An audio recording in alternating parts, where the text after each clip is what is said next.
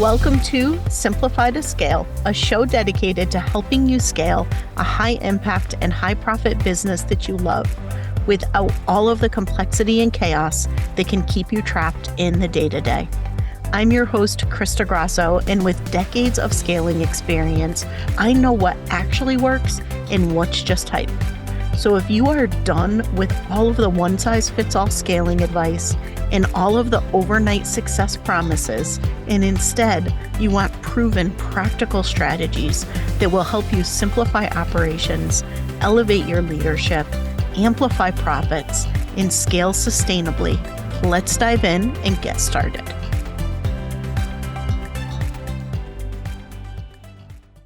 Hello, and welcome to another episode of the Simplify to Scale show.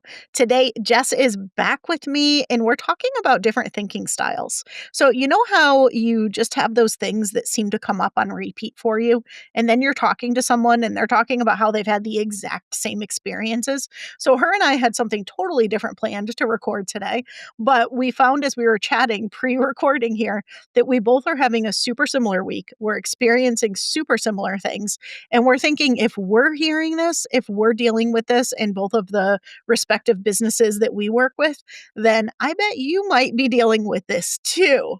So, what we're going to talk about is different thinking styles and how the way people think can influence the team dynamic and can influence so much of how we work. Now, as we're just getting into Q4, getting really close and looking forward to the beginning of the year, you might be looking at your team. You might be looking at, do I want to keep somebody? Do I want to let somebody go? Do I want to hire somebody? Do I want to invest in up-leveling somebody? You might be looking at your team through a fresh lens, as often happens this time of the year.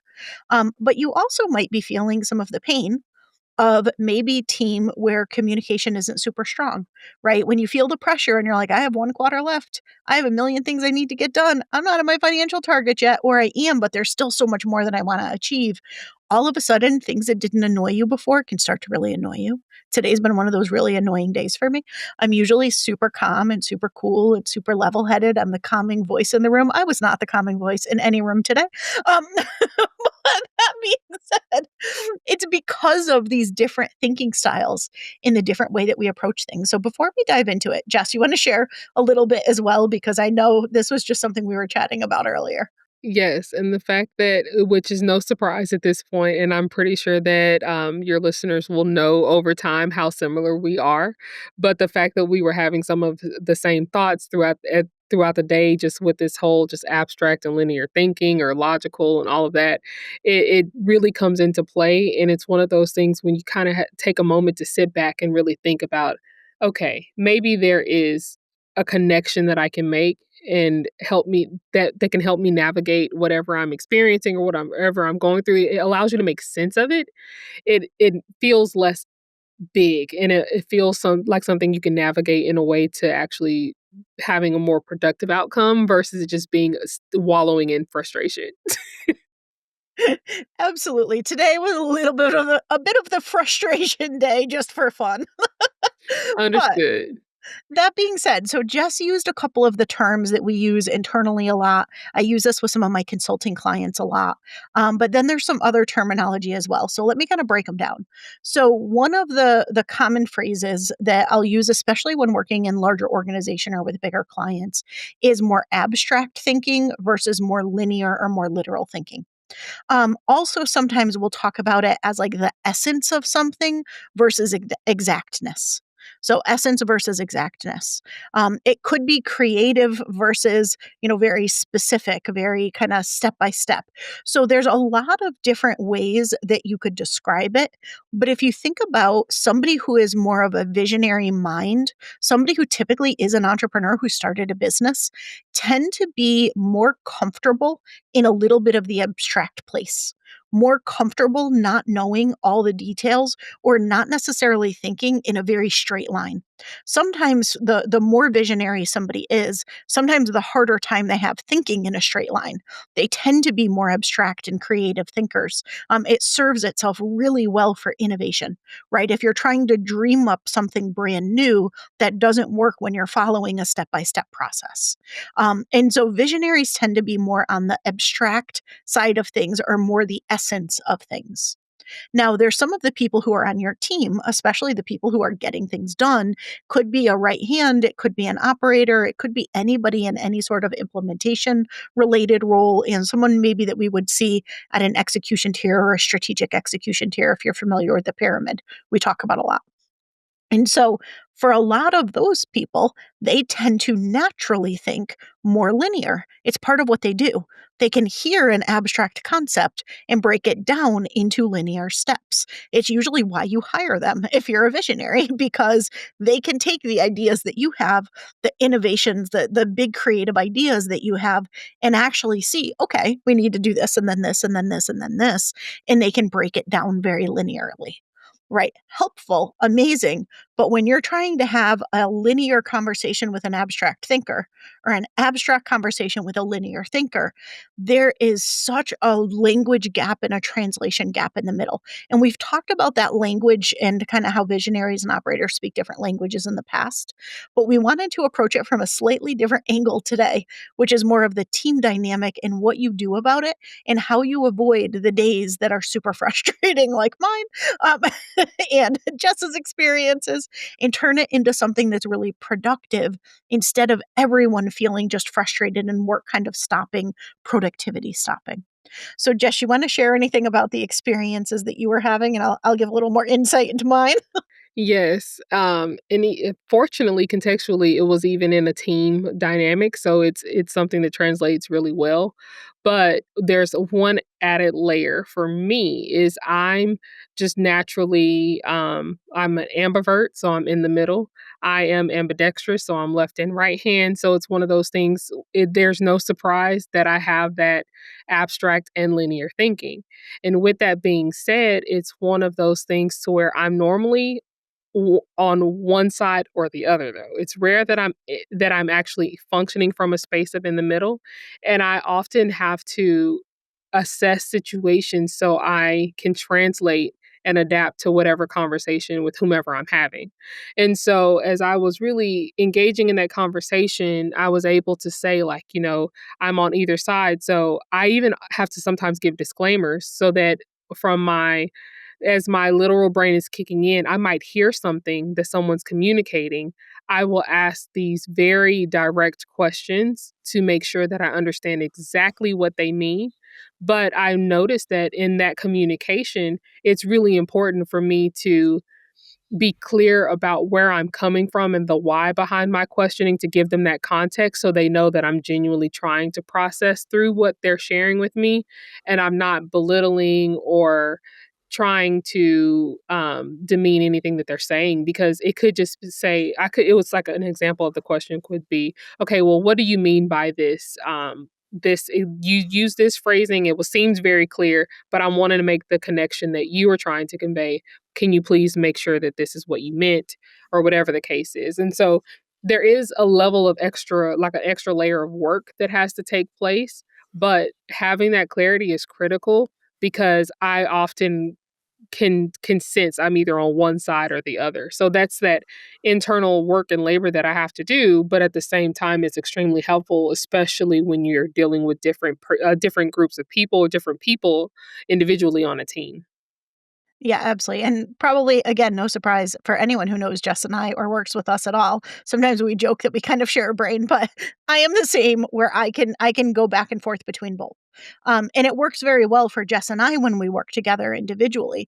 But you start pulling additional people into a mix, and the bigger a team gets. And especially if you're facilitating, whether it's a retreat or some sort of intensive or some sort of event, and you've got people with different thinking styles in the room. So whether it's your team, your client, or something much broader, you've got to understand how people are thinking and be able to address people in different thinking styles. It's kind of like they say when you're writing a sales page, people buy with different motivations. And so you want your sales page or you want your sales copy to address the different way people buy. And so it's kind of that same way anytime you are facilitating something, anytime you're doing something, but especially when you are trying to rally a group of people towards a particular outcome or towards a particular vision. And this was the experience that I had earlier today where we are moving really, really quick on a big initiative for a client. And because we've got a scrunch timeline and we're all coming together, I'm working with part of their team, I have a team, and we're coming together and we're trying to make stuff happen. So we're moving quickly. And what happens when you move quickly is you don't sometimes take the time to put the framing in place that you need to avoid the frustrating days. And so where we all were frustrated with one another and could have avoided it is if we had done some framing in the conversation to say, "Hey, listen, here's what we're trying to get to." We did start there. But first, we're going to start more abstract and let's kind of just envision what this could look like. Let's brainstorm some different solutions and then we will get into the details and the steps of what it looks like. If we had even taken just a moment to put that phrasing out there so everybody was on the same page that we're in an open, more abstract, more brainstorming place right now before we get into the details, I think it would have completely changed the way the conversation went and how the entire working session went. But because some of us were thinking in abstract, creative brainstorm, some of us were thinking in linear steps. What do we need to do? We're under a quick timeline. We got to make this happen. It ended up being two groups of people with two different thinking styles. And it created a lot of friction. It created a lot of frustration. And it took a while to get to something that we probably could have gotten to much quicker. And if you just think back to when the last time was that there was tension or there was frustration or people seemed to not be on the same page or you left a meeting or you left something and you were like, that was a complete waste of time. I have no idea what just happened in there, but we were not on the same page at all. If you think about those instances where that happens, quite often it's the fact that you've got people thinking about things differently. It's not that people aren't clear on what the goal is or what the outcome is. It's that they're thinking about it differently so they can't hear things or participate in things through the same lens because they don't have the same framing. If I'm a step-by-step person and you're talking in abstract, I'm going to be thinking, yeah, that's great. How are we going to make this happen? And if you're the abstract thinker and somebody's talking in steps, you're like, we're not even there yet. Like, first, we need to align on what this might look like. And so it ends up being two totally different ways to look at things. And the reality is, one is not better than the other. One has a different place at a different time than the other. And it depends on the group dynamic, it depends on the goal, it depends on where you are in your process. But if we didn't have abstract thinking, we would never have innovations and we would never have new things in this world because abstract is very creative. It kind of births new things, which is incredible. But if you didn't have people who are linear who could take that and turn it into practical steps and see how things connect and how things sequentially need to get done, you also would never get any of those ideas to reality. So it does have to be that perfect balance between the two. Exactly. And when you think about how those conversations and not having that, like you said, setting the frame for the conversation, or if you notice that something is taking a shift and a turn and you don't have those moments where you recalibrate, that can shift the team dynamic, especially if it's an ongoing occurrence. Or if you don't go back and revisit that just to make sure that it's not something that kind of gets swept under the rug and then it turns into a mountain. And so when I hear some of the things that you're saying, and then I think about my real life experiences, I think through when, let's just say, if I'm speaking from a more abstract space and then someone's being more literal and we cannot have that understanding and that connection, then I might feel unheard, unseen. Then that prolonged state of makes me feel like there's a lack of trust and I may not feel empowered. I may feel stifled because if that is in that space of innovation, and that's kind of where those brainstorming moments thrive, not being able to feel seen or heard would now make me feel more timid to want to share certain ideas because then people go into like these protective cycles to protect themselves, and then that way they don't have to have that same recurring type of cycle. And so it is really important to, even if you have those experiences, it's just like, hey, I know yesterday we had a challenging conversation, but I do want to take an opportunity to let you know that I thought through some things, I identified something that could help me understand you a bit more. This is what I think I heard. okay, does this sound accurate? Or is this where, what gaps can you fill in for me? Because I definitely want to make sure that I understand where you were coming from. And then hopefully you'd be open to hear what I wanted to share as well. So even revisiting it at a later time helps bridge that gap, especially as you're wanting to improve the dynamics on your team. And it also gives people an opportunity to show up differently, in a capacity that allows that restoration in the communication. Yeah, those are such good points, and I just keep thinking, right? It can be really lonely sometimes as the leader of your business, and we talk a lot about it's lonely at the top, right? If you've ever been in a senior position in a big company, you don't have a lot of people at your level to talk to. When you're the leader of your business, you can be having a really hard week or a really hard month, and you don't want to tell your team because you don't want to make them panicked, but who do you talk to? And so people talk a lot about that of it being lonely in that context, but I think it can also be really lonely when you're the only abstract thinker in a team of linear thinkers. Or it can also be really lonely when you're the only linear thinker in a team of all abstract thinkers. And so these are things where a lot of times people will use personality tests, or they'll look at human design styles or Enneagram, or one of the ones I love using is color code. And so there's all of these different assessments and styles and things that you can use that help you understand team dynamic and personality and kind of the way people learn and the way people work. And there's all of these different things. But the one thing I almost never see in any of those is the way that people think versus whether they're abstract or whether they're linear. And because of the work we do, where we tend to partner with visionaries quite often, Jess and I are that bridge where we're half visionary, half operator. There's not that many of us in this world, but we're literally like 50-50 of each. So we get to fight with ourselves instead of amongst two different people. It's great. Um, but that being said, because we see this relationship so often, we really key in on this because we know how much it happens.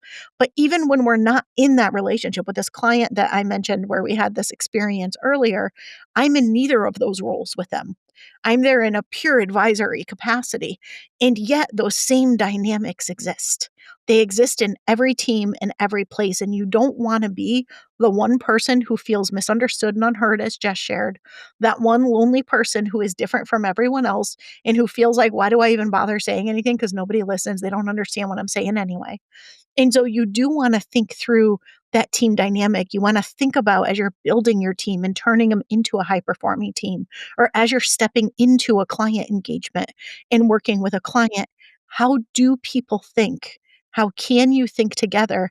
And how can you just pause even for 30 seconds or a minute to set some framing before a conversation instead of assuming everyone is thinking about it in the same way you are, just assuming that maybe people are thinking about it differently, and instead step in and say, hey, here's what we're going to do. You align on the outcome, of course. I think most people are really great about that. But then you say, first, we're going to start in this way of approaching it, and then we're going to get to this way of approaching it. Or today's conversation is this. We will have a follow up conversation on this other thing.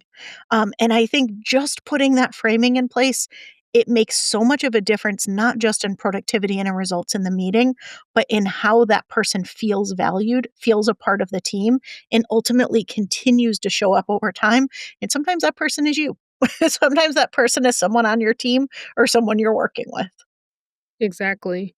And creating the opportunity to keep that dialogue going, it can, and then shifting your mindset from being, "Well, no, that doesn't work," to, "How can we eventually make this work?" If it fits, especially if it's on brand and it's aligned to your vision and what it is that you're trying to do.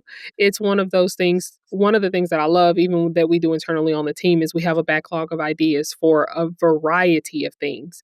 And so with that being said is, we may make a list and then reference it at a time that works within the business, and it might not be something that we could use it maybe a year or two from now. But the reality is that it has a place where it can be placed, and then we can reference it as needed. And the good thing is that you never know I can't foresee what's going to happen in a year or two. And I'm pretty sure when we were at the latter part of 2024, we didn't expect to be in the state that we're in for this at this point of 2025. And so with that being said, it's like those opportunities that may have been so hard to think about at that moment, that backlog could be extremely helpful. So that it having a place in a home, especially if it's in context and it's in alignment, having that allows you and your team to be able to collaborate. Like, we've been mentioning being heard and understood in a way that creates and maintains that value.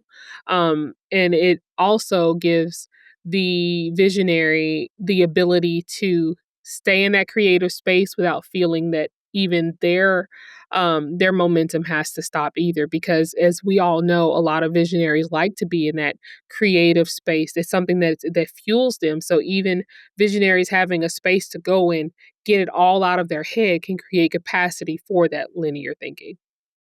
Yeah, it really does. And there's a few things I kind of want to leave you with as you think about this in your business. I hope some of these stories resonated and maybe gave some language or gave some thinking around some of the situations that you have. We keep using abstract and linear, but again, essence and exactness, I think, is also another really good way to do it. It's like, no, we don't need this to be exact right now. We're just kind of trying to get to the essence of what this should look like, or the essence of how we want this to work. We're not trying to be exact in the steps in the process. Think of whatever language resonates in your environment, in your teams, and the clients that you work with. And I think you'll find that you can come to that common ground pretty well. But the other thing, bringing it back to just building that high performing team culture, is I think it's really, really helpful to recognize which style you are. And again, there's no right or wrong. No one is better than the other. It's just everybody has a natural style that they gravitate towards, and recognizing that in your team as well. But beyond natural style, also think about where the other style may show up. So, what I mean is, I am naturally way more of an abstract thinker than a linear thinker. And that can surprise people. A lot of times people assume because of my operations focus that I'm actually very linear. I'm not. I'm super visionary and super abstract.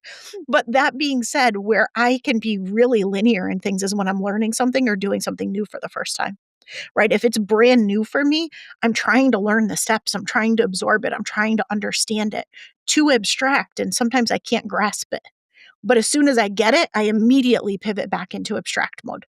And so if you think about how do you learn, or what are different scenarios where you might show up in a different place, also what I find is sometimes when people are in an anti-pattern, if they're like maybe at your best, you're naturally very creative and open and abstract, and you actually prefer not to have as much structure because that to you is what gives you the innovation. It gives you the way that fuels the way you think. But maybe you're super frustrated. Maybe you're super under a tight deadline. Maybe you're something. I find a lot of people will sometimes pivot to the other type, and they're like, no, we just got to get this done. And they'll be hyper, hyper, hyper linear if they're naturally abstract because of that place. And it can sometimes be true in the inverse, but I find going from abstract to linear is more common than linear to abstract, but it can happen either way. So things to think about: how do you react? How do you think? How do you think in different situations? And how do each of those on your team behave the same way? Understanding that will have a really big impact on how you work together. And then having that framing and that kind of intention setting as you go beyond everyone aligning on the same objective, that's great. But if you don't have framing for how you're all supposed to be thinking about the conversation as well, that is where you will end up with less productive results. Exactly. Very valuable points. Very valuable. All right. So I hope you got value out of this episode. If you did, please do me a favor and leave a review for the show. I am on a mission. I have a certain number in mind of reviews that I want to hit before the end of this year. It is something that I'm super laser focused on, and it would mean the absolute world to me if you went ahead and just gave the podcast a review. Let me know what you love about it, what you want to hear more of. That will help feed a lot of what we're doing in our new episodes going forward next year. That would be absolutely amazing. And as always, we will see you again next week.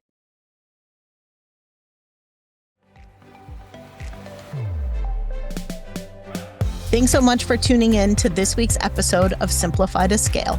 If If you'd like to take things further, I invite you to join me for my Scale Smarter, Not Harder interactive workshop. Head to strategicopsinstitute.com/scalesmarter to get registered. Not only will we dive into what might be keeping you trapped in the day-to-day, but you'll have the opportunity to ask me your questions live. If you got value out of today's episode, I'd love if you'd take a moment and rate and review the show so more businesses can learn to scale more simply and sustainably. Be sure to subscribe so you never miss an episode, and I'll see you again next week.